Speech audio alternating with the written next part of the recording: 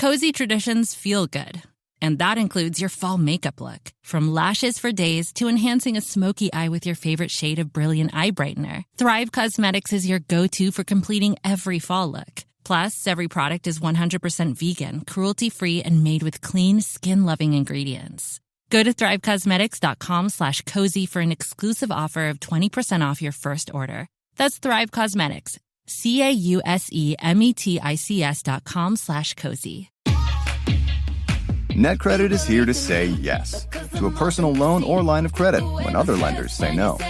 Apply in minutes and get a decision as soon as the same day. If approved, applications are typically funded the next business day or sooner. Loans offered by NetCredit or lending partner banks and serviced by NetCredit. Application subject to review and approval. Learn more at netcredit.com/partner. NetCredit. Credit to the people.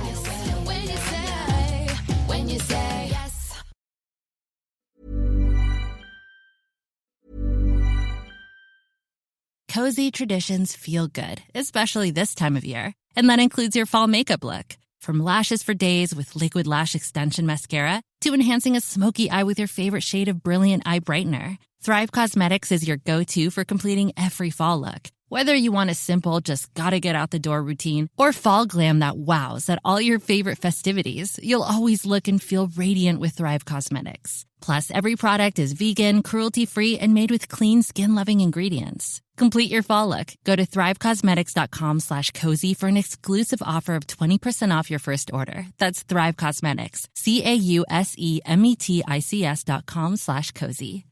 NetCredit is here to say yes to a personal loan or line of credit when other lenders say no. Apply in minutes and get a decision as soon as the same day. Loans offered by NetCredit or lending partner banks and serviced by NetCredit. Application subject to review and approval. Learn more at netcredit.com/partner. NetCredit. Credit to the people.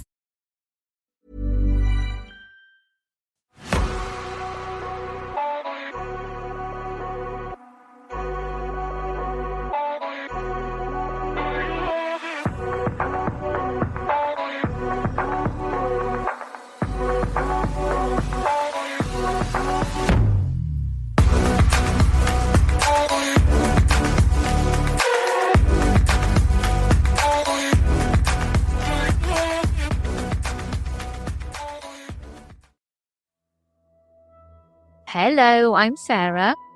I'm Toby. And welcome to day 31 of 31 Days of Halloween. So what does that mean? It's Halloween. It is. Have a brilliant Halloween, everybody. Yes, happy Halloween.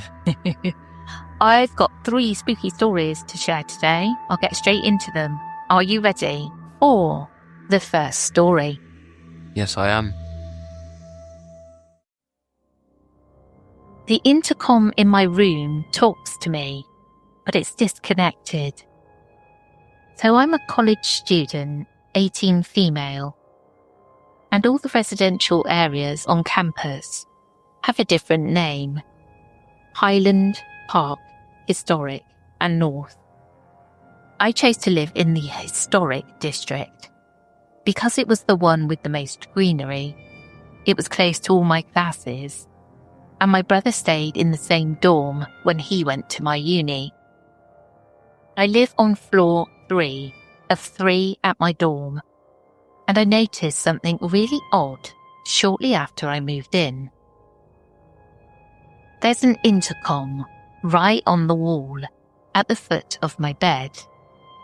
I inquired about it at the front desk, asking if it was hooked to the desk or campus security, anything like that.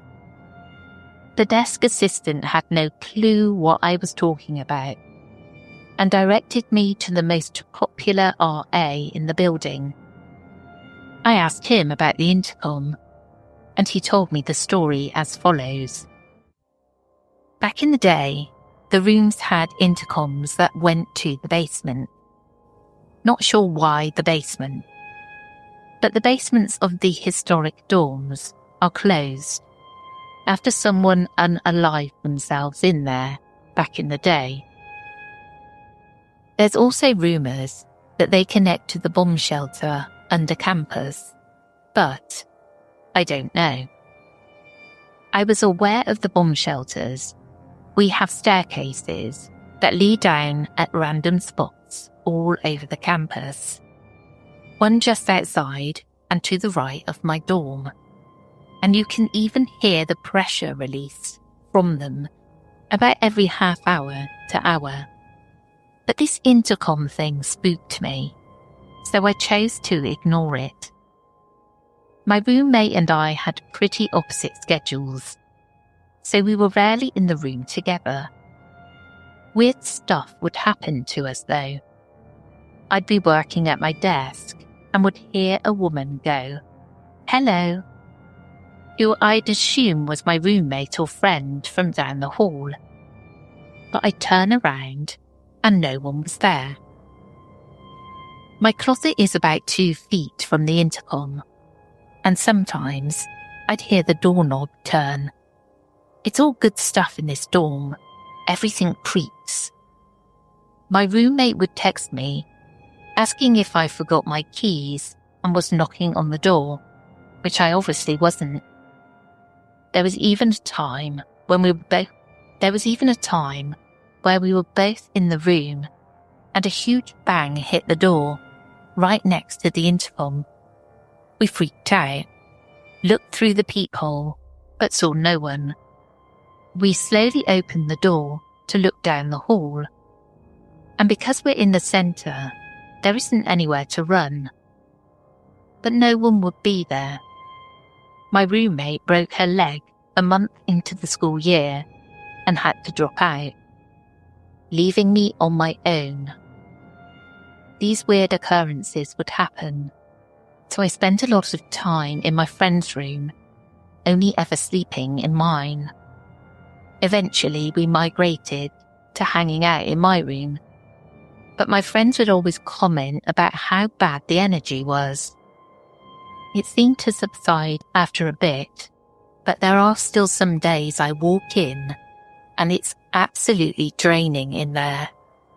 There have been instances when my boyfriend and I are about to fall asleep, and he'll say, "What do you mean?" And I ask confused what he's talking about, and he'll go, "Didn't you just say blah blah?" Some weird clicking, almost like a telegraph, started coming from the intercom around October. I asked the RA about it, but he assured me the intercom was disconnected. I started making more friends, meaning I was in more rooms in my building. And the more time I spent elsewhere, the more I realised my room is the only room with an intercom. I have a picture of it, and I'll try to attach it in the comments or something. But even as I write this, I have an uneasy feeling, like I shouldn't be saying this. Edit. Here's the photo of it, and I'll put a link in the podcast notes. That's creepy, isn't it? Yeah. I also really love it, and I wish I'd gone to university when I was younger and stayed in digs and had creepy stuff like that happen. Yeah. Molly's in digs at the moment on site, but they're brand new, so I doubt if it's going to be haunted. What's digs, bruv? Digs is like, you get these apartments, sometimes they're on campus, like on the university, and the students live in them. Oh, yeah. Yeah, that's where Molly is at the moment. Loving life. She got Partying. she got flatmates. I think there were about 6 of them all together.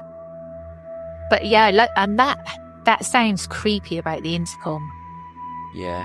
I just imagine it getting worse, and eventually there will be real voices coming up through there from the basement.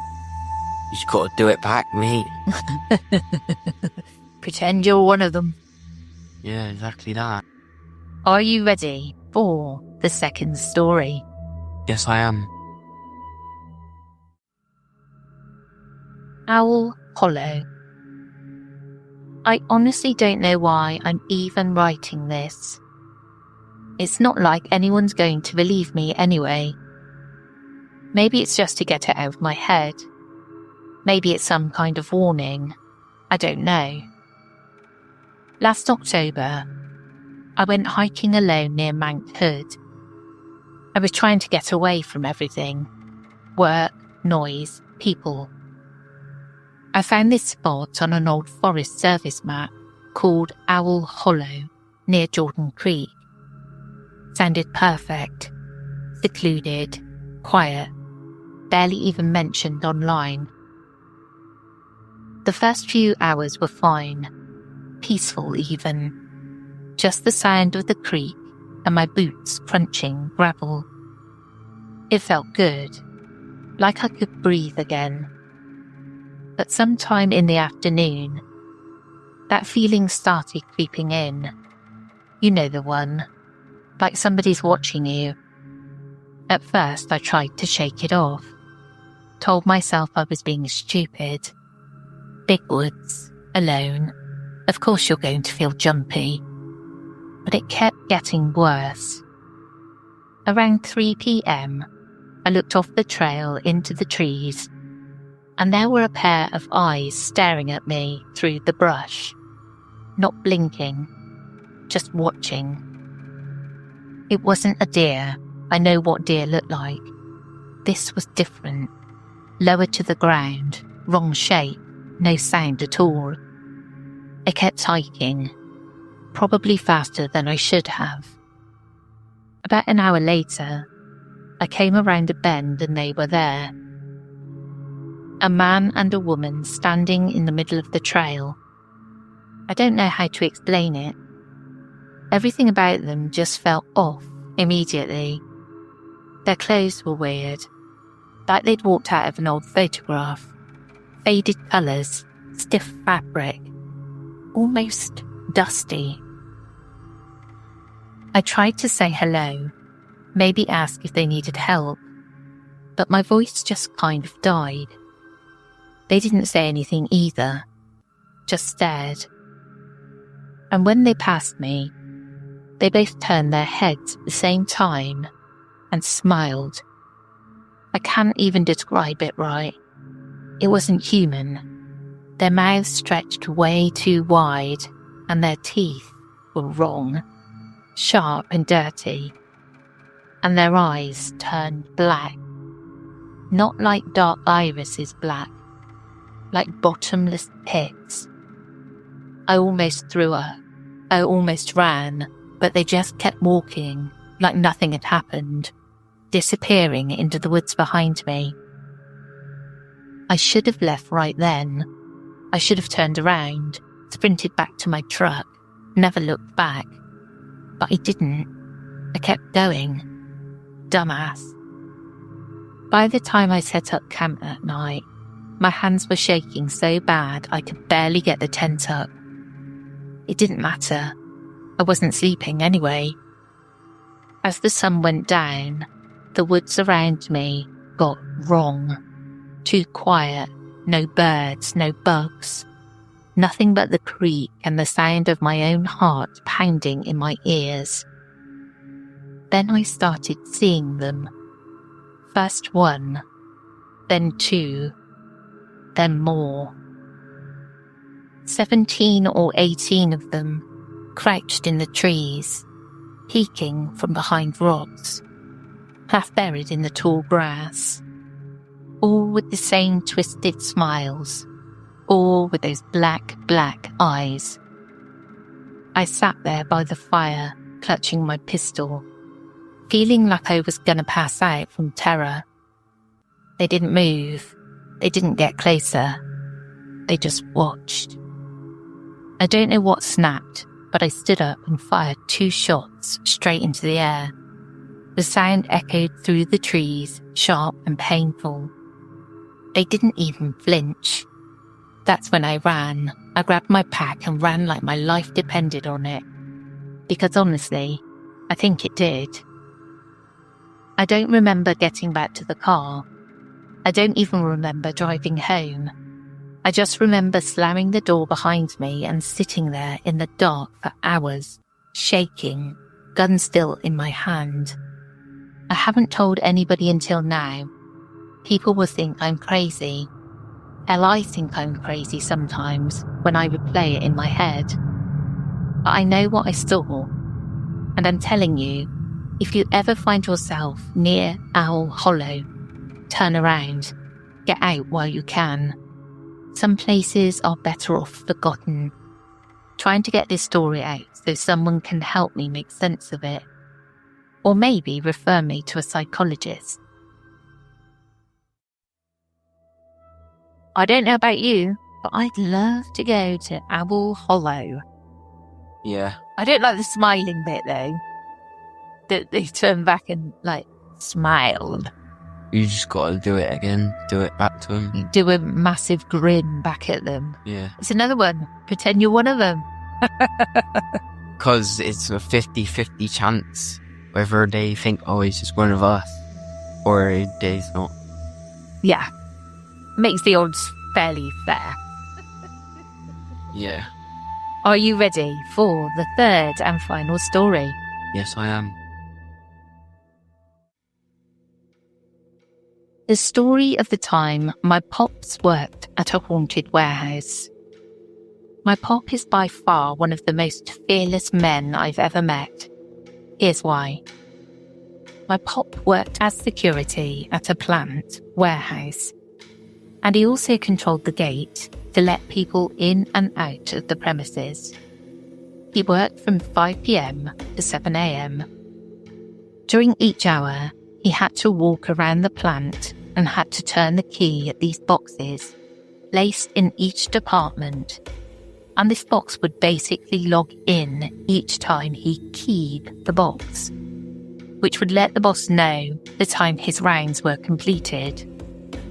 Well, this plant was huge and had 2 floors. Around 7 p.m, he would be the only person in the premises.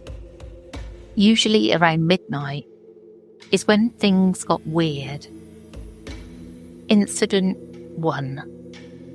One night during his rounds, he was walking like normal, and he would hear this sound like pebbles were being thrown as he walked. He looks down and realised that these pebbles would skip past him on the floor. He turned around and wouldn't see anything, but when he would begin walking, the pebbles would continue to get thrown and skip and bounce past him. When this was happening, as he was approaching an elevator, he hears a ding, and the elevator started coming down to the floor he was on. He pulls his gun out and waits to see who or what comes out. The elevator opens. Nobody is inside. Pop shrugs it off and ignores the pebbles and continues to walk. As he turns the corner, he notices a pallet jack, the thing people use to move around pallets, hovering in the air. Now, mind you, he's the only one on site, and no machine is running, so it's really quiet. As he looks at the pallet jack hovering, it suddenly crashes to the floor, making a horrifically loud sound. He doesn't panic, but he continued his rounds while holding his Glock 19. Incident 2. Around the same time on a different day, as he's making his rounds, he notices someone walking on the other side of the floor he's on. The guy turns, glances at my pop, while continuing to walk. Pop realises that usually some people stay over who work in the offices, but he recalled letting the last person out of the gate around 8:30 p.m. He goes to confront this man he saw that was walking towards a door that had chains on them. As he gets to where the man was heading, he realises the chains were still there, and he couldn't understand where he went all of a sudden. He would have passed my Pop when he realised he couldn't go out of that door. Pop continues to look for him. He's nowhere to be found. Incident 3. My dad was to train a retired Marine who always talked pretty tough. So my dad trains him. But the next night, the Marine goes in to replace my Pop for that night. Around 11 p.m, he calls my Pop to tell him that he's hearing something shuffling around on the top floor. and asks Pop, are there any people still there? Pop tells him that there's absolutely nobody there and that he should already know that because he's the guard on duty, and that the last person usually leaves between 7 to 8 p.m. While on the phone, he begins to hear the shuffling again and asks Pop can he hear it over the phone. My Pop does and tells him to finish his rounds, which would eventually lead him upstairs. The Marine, obviously scared, says okay and hangs up the phone. Pop gets a call back from the Marine, letting him know he's now outside, waiting for the police to come. Pop asks why, while putting his clothes on to get there. The Marine tells him when he walked up to the second floor, all the furniture was now shifted all to one side of the warehouse and stacked on top of each other. He sounded horrified. My Pop gets there, and the police are already there going through the building. A couple of police took pictures of the stacked furniture. We're talking heavy couches, lazy boys, etc. The police didn't find anyone, of course. The Marine asked my Pop, do weird things happen there? And my Pop tells him, all the time, and tells him about a few incidents he's experienced. The Marine quits on the spot. Incident 4. As a teenager, if I didn't have school, my dad would let me come to work with him. I already knew about what my Pop had told me, but of course, being with my Pop, I feared nothing. Well, on the last round of the night, we walked and talked about life and about the scary things he's experienced. When I told him I needed the bathroom, well, the plant had bathrooms all around, but he told me the cleaner ones were upstairs, the ones the office workers use. When we get there, Pop said, do you remember how to get out, right? I tell him, of course, because I've walked these rounds with him since a kid. He was there 21 years. So he says, okay. While I'm in the bathroom, as soon as I'm done peeing, all the lights go off. Only certain lights were still on, but nowhere near enough to be able to see. So I man up and start walking towards the exit. Right before I get there, my Pop yells, son, come back down towards the stairs to go back down. We're going to exit through the back. So as I begin retracing how to get to the stairs, I yell, hey Pop, what happened to the lights? He ignores the question and says, come to the stairs and meet me down here. That was an automatic red flag. Pop would have turned his flashlight on that he always carries on his utility belt. And why would he want me to go backwards? He already keyed that area.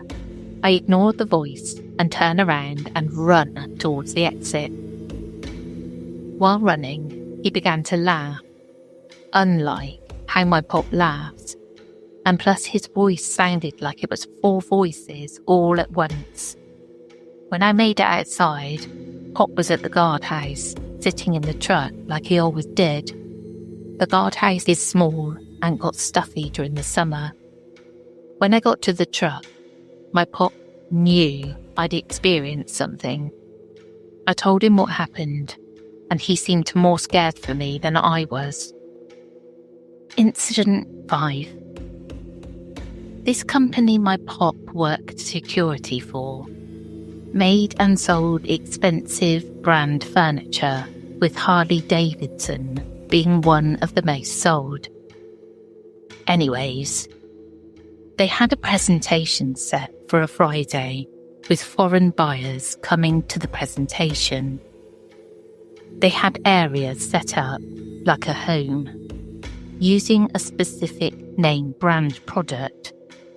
I remember it was the summertime because I was there with my Pop doing rounds with him, and we'd walked past the presentation area a few times. And Pop would show me the products and the prices of them, which were ridiculously expensive.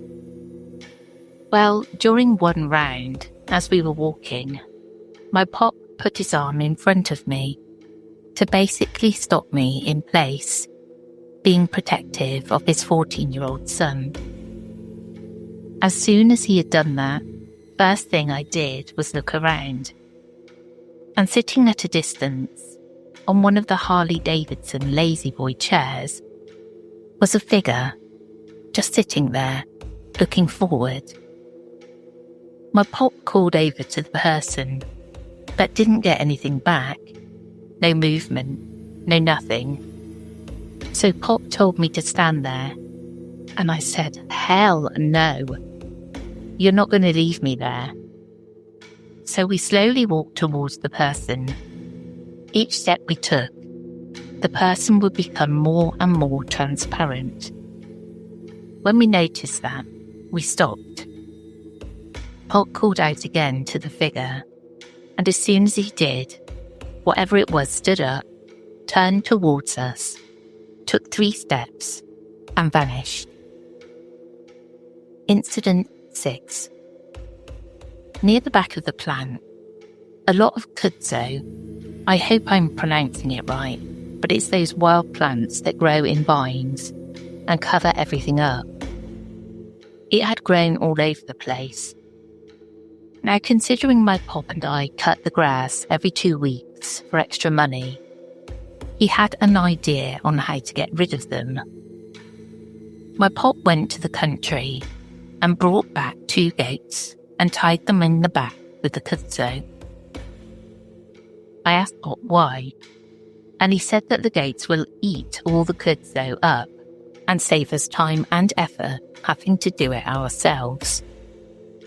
Well, to do that, Pop had to make sure that they had water through the weekdays. Well, on that Friday night, I went with Pop to take water to them, and so we could see what we needed to do that Saturday morning.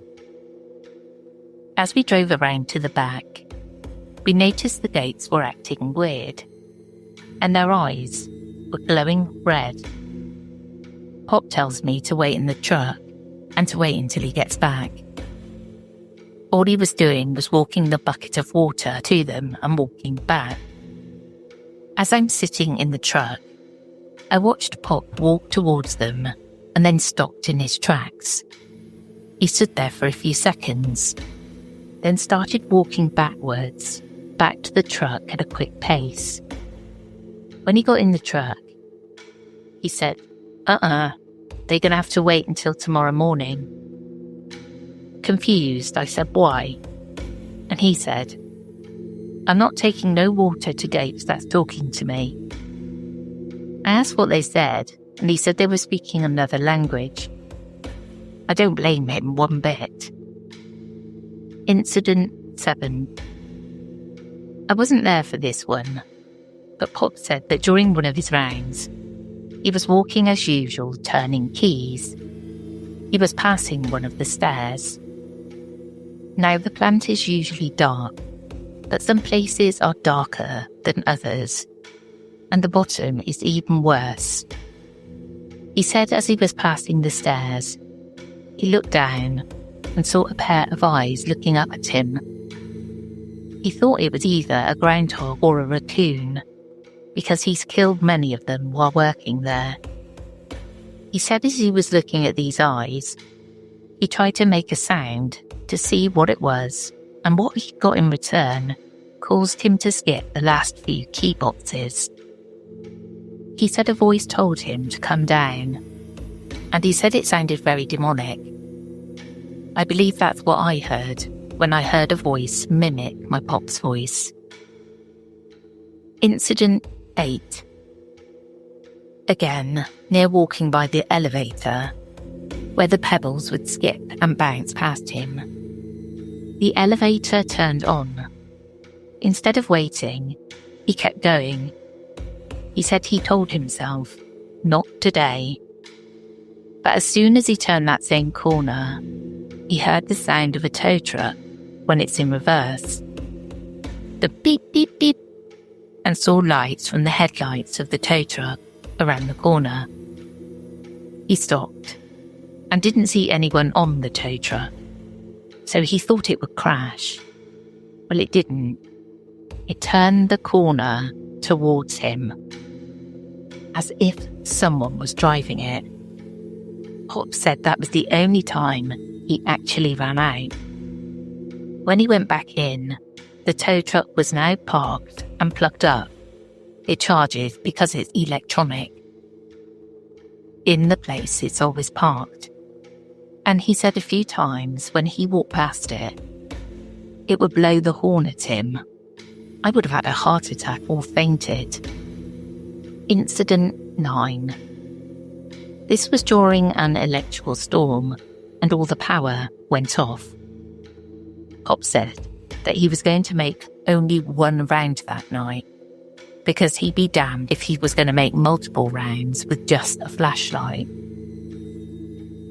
He said he steeled himself as much as he could and proceeded to do the round in a completely blacked out warehouse with 2 floors with just a flashlight.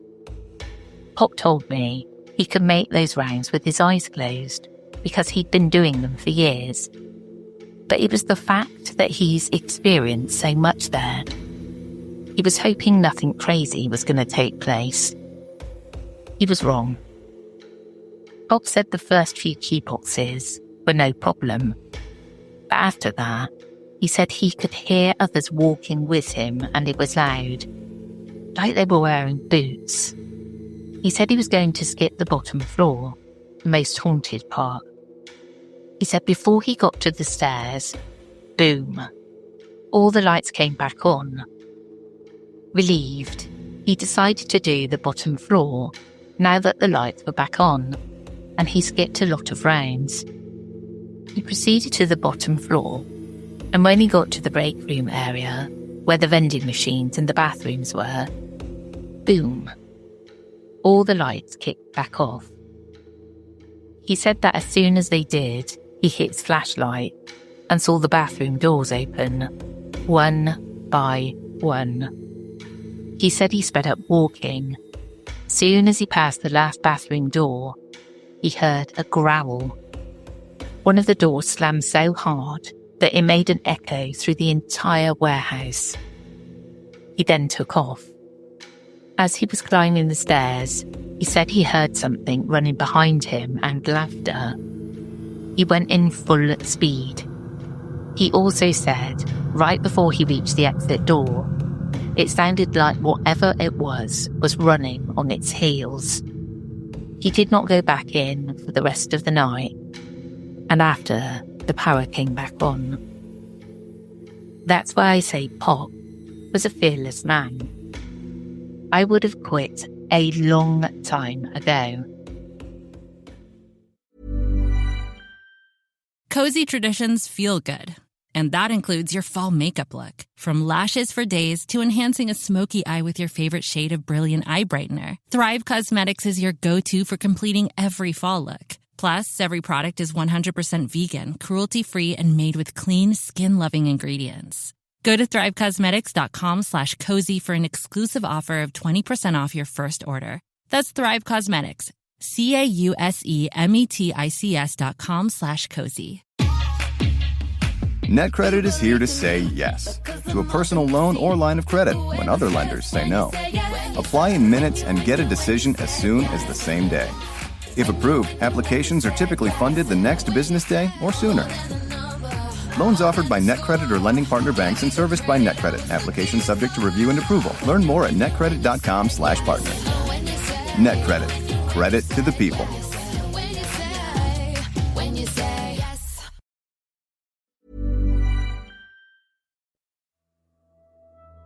It's funny, isn't it, how we think about the devil when it speaks. I guess it's that speaking in tongues. So it has about 3 or 4 different layered voices. Yeah. Coming out. Well, personally, I don't think the devil would look scary or sound scary or anything. I reckon he would look charming and be charming and all that. Because you don't know that he's devil, do you? That's what like the devil is, isn't it? You could say. That's true. Like kind of like that Lucifer series, like him. Yeah. The Devil's Advocate, I didn't watch Lucifer, but The Devil's Advocate I did, and it's Al Pacino. He is the devil And Keanu Reeves is his son, but he doesn't know it. It's brilliant. Nah, mate. Keanu Reeves is John Wick and Al Pacino is Scarface. Well, yeah. Yeah, sorry. Well, that's the end of this episode. I hope you enjoyed and we'll catch up with you again soon. We will indeed. We will be back to normal on Monday. Happy Halloween, everyone. Yeah, happy Halloween.